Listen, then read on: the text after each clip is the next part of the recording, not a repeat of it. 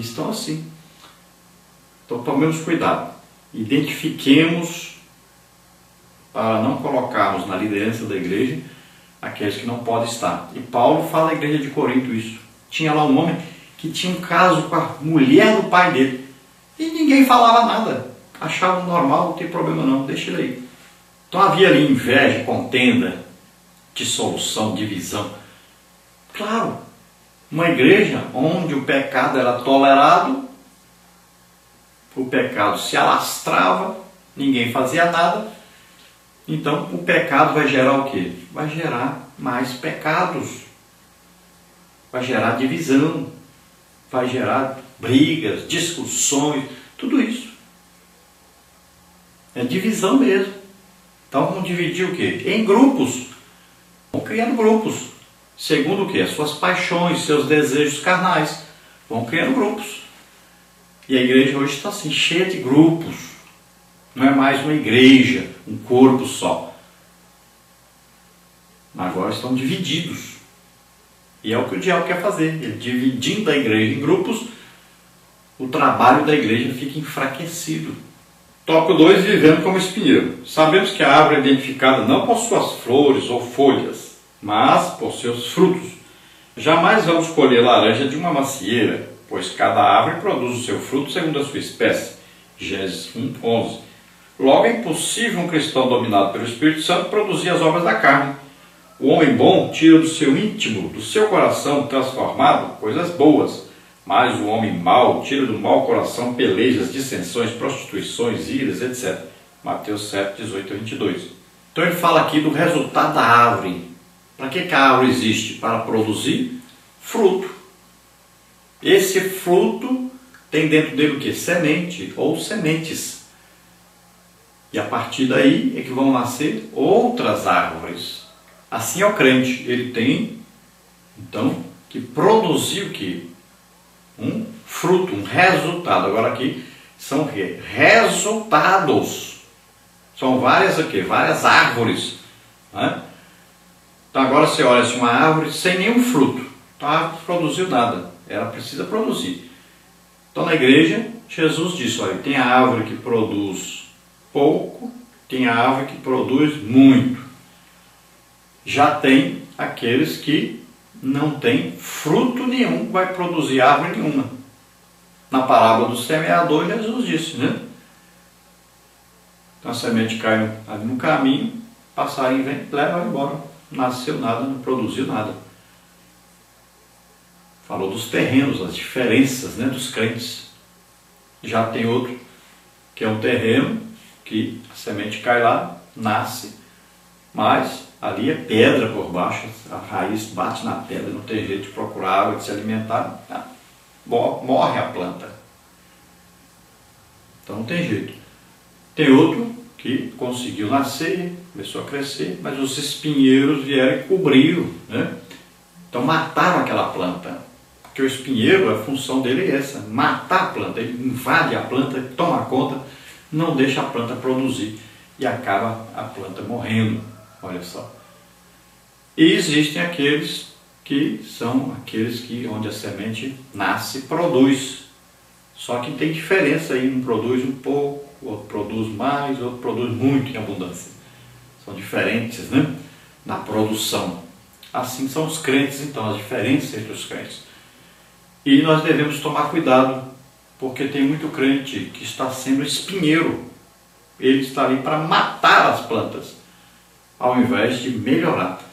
Então você tem que estar na igreja ajudando essas plantas, essas árvores a crescerem e dar fruto, produzirem. Então você vai pregar, vai ensinar e vai ser um exemplo para essas pessoas, para que eles possam crescer, desenvolver e produzir também no reino espiritual. Esses frutos do reino espiritual são as almas, né? O resultado da vida cristã sempre é o quê? A alma. O objetivo de Deus é produzir alma. Então se você vai produzir alguma coisa que vai perturbar as almas, que não vai conseguir fazer com que as almas cresçam, então você está fazendo um trabalho contrário.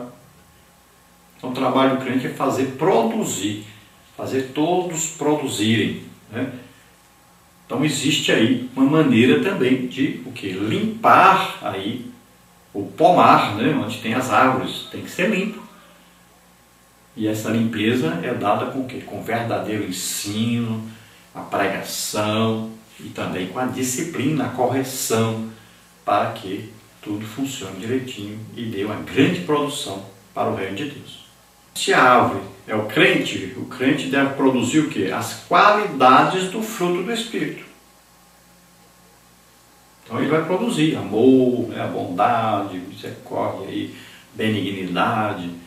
Então ele vai produzir isso que o fruto do Espírito tem dentro dele. Olha, você vai então se aproximando do Espírito Santo e essas qualidades vão aparecendo. E essas qualidades aparecendo vão ajudar as pessoas a serem salvas. Olha aí.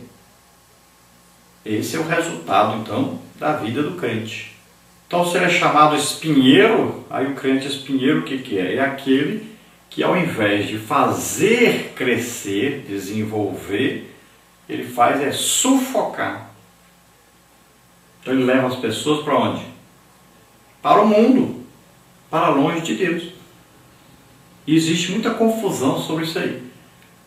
Às vezes a pessoa acha que aqueles que estão ali fazendo os grupinhos, levando os grupinhos para ali e para cá, que estão fazendo amizade, comunhão entre os irmãos, que eles chamam, estão levando as pessoas para longe de Deus. Esses aí que são os verdadeiros espinheiros. As pessoas confundem. Aqueles que estão orando, jejuando, estudando a Bíblia, estão aí sendo usados por Deus, estão ganhando almas, pode ver que o grupinho deles é menor. Sempre eles atraem poucas pessoas, porque as pessoas querem viver na carnalidade. Vão para os grupos grandes. Então aqueles que querem realmente viver uma vida cristã, eles acham uma grande dificuldade para trazer as outras pessoas, porque eles estão atraídos pelo mundo. Então eles são considerados, aqueles que estão produzindo, mesmo ganhando almas, esses são considerados espinheiros, por incrível que pareça. Mas é esses que estão produzindo. E as pessoas não compreendem isso. Então eles acabam achando que aqueles que estão se distanciando da verdadeira comunhão com Deus, esses é que estão certos. E é uma coisa interessante que acontece na igreja. Então fica aquele pequeno número fazendo a obra de Deus, enquanto todos estão aí se divertindo, todos estão aí dizendo que estão aproveitando a vida, estão enriquecendo, vivem de passeios em passeios, banquetes em banquetes, nunca acham tempo para ganhar almas, para jejuar, para orar, para buscar a presença de Deus, para serem cheios do Espírito Santo. É uma coisa tremenda isso. Aqui, o autor coloca aqui o Jotão como exemplo. O Jotão apresenta algumas árvores e uma parábola para o seu povo, Juízes 9, de 7 a 21. As árvores representam o povo de Siquém que desejava um rei. Essas árvores eram boas. Uma produzia azeite, que era utilizado na unção dos sacerdotes, iluminação. Outra produzia figos, que alimentavam o povo. A videira produzia vinho, que era usado no sacrifício de libações. Porém, o espinheiro arbusto inútil representava Abimeleque. Muitos atualmente estão como Abimeleque. Não produzem nada de útil para Deus ou para o próximo e ainda ferem as pessoas com seus espinhos. Quem vive segundo a carne se torna um espinheiro, inútil para Deus e para a igreja. Foi dito, quem quer ser rei aí? Quem nós vamos colocar para ser rei sobre as árvores? E cada um disse, não, eu estou ocupado, eu estou produzindo fruto aqui. Eu disse, olha, eu produzo azeite é importante para a pessoa comer, até colocar em ferida, para a unção do sacerdote. Estou produzindo azeite, não posso. A outra disse, olha, eu estou produzindo figos, isso alimenta as pessoas. E até faz pasta aí de figo para colocar no alimenta as pessoas e tudo. Não, estou ocupado produzindo figo, não posso. A outra disse, não, eu estou ocupado aqui produzindo as uvas aí, para fazer vinho, que é usado até no sacrifício, tanto o sacrifício para Deus era derramado ali como oferta de libação, como também dos deuses, né, era usado. Então ela disse, ó, estou ocupado aqui, produzindo uva, produzindo vinho. Então o espinheiro chega e diz, bom, eu não produzo nada, não estou ocupado com produzindo nada mesmo, Então eu me candidato aqui, eu vou ser rei. Então olha só, o espinheiro queria o quê? Queria proteger as árvores, ele queria cobrir aquelas árvores. O que ia acontecer? E o que ia acontecer com o espinheiro cobrindo essas árvores? Ele ia matar aquelas árvores. Elas iam parar de produzir, na verdade. Então, o Jotão diz, olha, vocês estão escolhendo Abimeleque, ele é um espinheiro, cuidado. Vocês vão colocar um espinheiro aí, ele vai acabar com vocês, vai destruir a vida de vocês. Então assim está acontecendo hoje na igreja. Aqueles que estão produzindo realmente no reino de Deus, com pessoas que realmente vivem uma vida em santidade, em comunhão com o Espírito Santo, que estão produzindo verdadeiro no reino espiritual, essas pessoas são colocadas de lado e as pessoas que estão comprometidas com dinheiro, principalmente, estão sendo colocadas na liderança da igreja. A escola bíblica dominical já vai cada dia piorando mais, cada dia diminuindo o número de alunos. Uma igreja que antes tinha 90% de presença, hoje não está tendo 40% de presença. Olha só, é o caos.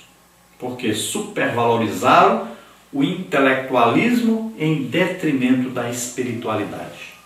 Então, tópico 3, uma vida infrutífera. Certa vez Jesus contou uma parábola a respeito de uma árvore estéril, uma figueira, Lucas 13, 6 a 9. A figueira sem frutos refere-se primeiramente a Israel, porém ela também pode ser aplicada aos crentes que professam Jesus e, no entanto, insistem em viver uma vida carnal pecaminosa. Na parábola, o agricultor investe na figueira, adubando, regando, podando, ou seja, dando todas as condições para que produza fruto. Mas caso ela não viesse a frutificar, seria cortada. Deus está investindo em sua vida e dando todas as condições para que você produza bons frutos. Aproveite a oportunidade.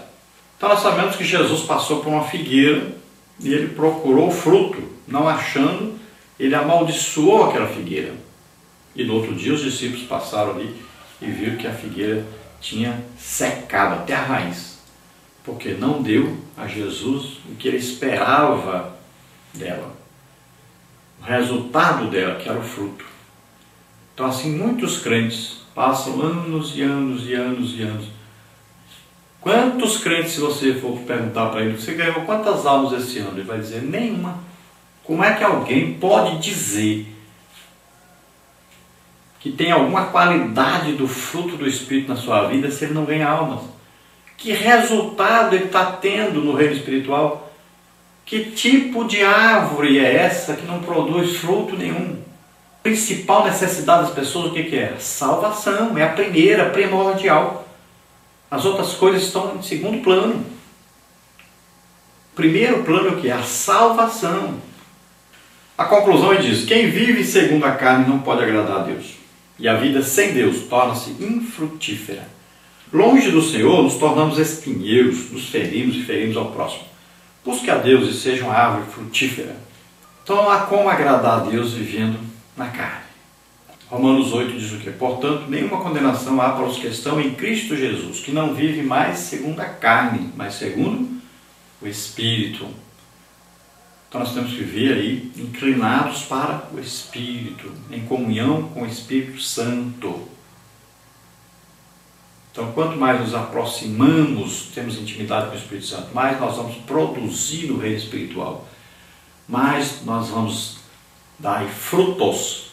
Não é fruto, o fruto já está em nós. Não ore pedindo a Deus o fruto do Espírito, o fruto já está aí. O dia que você aceitou Jesus como Senhor e Salvador, o fruto já foi implantado aí dentro. Ore pedindo para que o Espírito Santo possa desenvolver as qualidades desse fruto no seu caráter, na sua vida. Porque a hora que essas qualidades aparecerem, o resultado será o quê? Será vidas para Deus. O resultado sempre é esse, esperado pelo agricultor, que é Deus. O resultado são aí as vidas, as pessoas que vão se converter, que vão aceitar Jesus como Senhor e Salvador, vão ficar na igreja, vão ser batizados nas águas, vão ser batizados no Espírito Santo, vão receber dons do Espírito Santo, vão ganhar muitas almas. Esse é o desejo de Deus. Isso que nós temos que produzir. Vidas para Deus. Vamos orar agora. Se você deseja aceitar Jesus como Senhor e Salvador, é a sua oportunidade. Vamos orar agora. Se você deseja fazer a obra de Deus, você quer se entregar mais a Deus, você quer ter mais intimidade com Deus, faça agora a oração. Fale com Deus sobre isso. Se aproxime mais.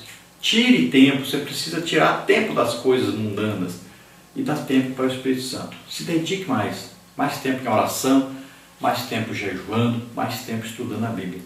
E você será uma bênção na obra de Deus. Vamos orar juntos. Pai querido, em nome de Jesus, essas vidas que agora se chegam a Ti, Senhor, arrependidos dos seus pecados, toca neles agora, Senhor. Dá a eles o Espírito Santo com o seu fruto. Desenvolve as qualidades, Senhor, desse fruto nessas vidas, em nome de Jesus. Escreve os seus nomes no livro da vida. Abençoa agora, perdoa todos os seus pecados, em nome de Jesus. Pai querido, essas vidas que se chegam a Ti agora, que desejam fazer a Tua obra, que querem se aproximar mais de Ti, que querem ter mais comunhão com o Espírito Santo. Oh Deus, venha a essas vidas agora.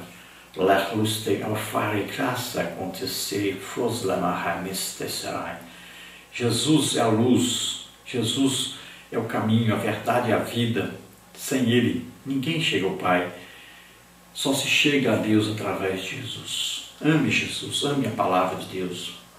Ore, busque comunhão com o Espírito Santo. Ore mais, dedique mais tempo orando, buscando a presença de Deus na sua vida. Seja o instrumento de Deus. Faça jejuns. Nesses jejuns, leia a Bíblia, ore. Dedique-se, separe-se para Deus nesse dia, nesse horário de jejum. Separe-se mais para Deus. Cuide só das coisas de Deus. Seja usado abundantemente na obra de Deus. Quando for pregar, faça o jejum. Quando for dirigir alguma coisa para Deus, quando for fazer a obra de Deus, quando for dar aulas na escola bíblica dominical, faça o jejum, esteja na presença de Deus e faça uma grande obra para Deus. Em nome de Jesus, nós te agradecemos, Pai. Agora, abençoa, cura, Senhor, aqueles que estão enfermos, doentes. Em nome de Jesus, nós ministramos sobre eles agora a Tua cura. Em nome de Jesus, toca agora, Senhor, em nome de Jesus. Solta essas vidas, toda enfermidade, todo mal, em nome de Jesus. Solta. Toca, Senhor, agora. Olha aí, você que quer nos convidar para estar na sua igreja, entre em contato conosco. Aí está nosso e-mail, nosso telefone. Você entra em contato conosco e nós estaremos aí.